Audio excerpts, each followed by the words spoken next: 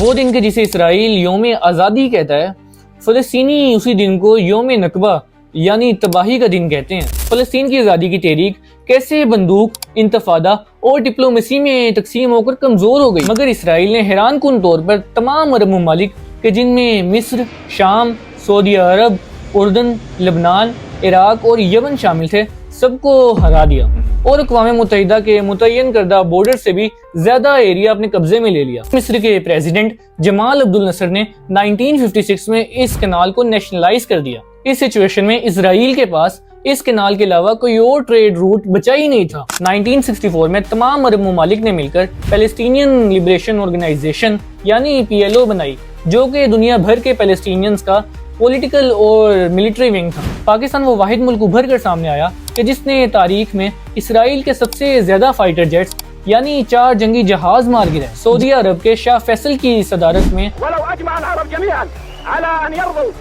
بوجود إسرائيل وبتقسيم فلسطين فلن ندخل معهم في هذا الاتفاق۔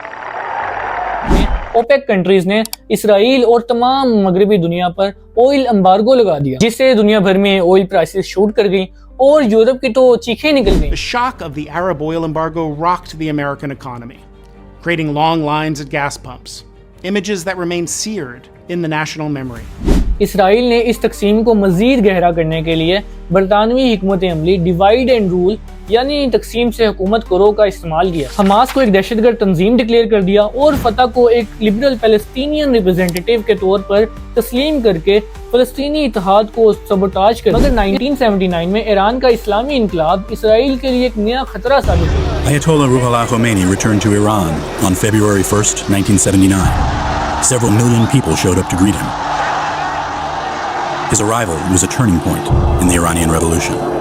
تنیشیا سے شروع ہونے والی عوامی بغاوتوں کی ایک لہر نے اس پورے خطے مڈل ایسٹ کو اپنی لپیٹ میں لے لیا، جسے دا عرب سپرنگ کا نام دیا گیا۔ ایئر 2020 میں امریکہ کی سرپرستی میں کئی عرب ممالک اور مسلم کنٹریز نے ابراہیمی ایکارڈ کے مطابق اسرائیل کو تسلیم کر لیا اور اس سے اپنے سفارتی تعلقات قائم کیے۔ حالیہ اسرائیل ایران وار پروکسی وار سے نکل کر ڈائریکٹ ملٹری کنفرنٹیشن کی طرف بڑھتی ہوئی نظر آئی۔ Former prime minister of Israel مناہم بیگن نے ہی سب سے پہلے پاکستانی نیوکلیئر بوم کے لیے اسلامک بوم کی ٹرمینالوجی کا استعمال کیا۔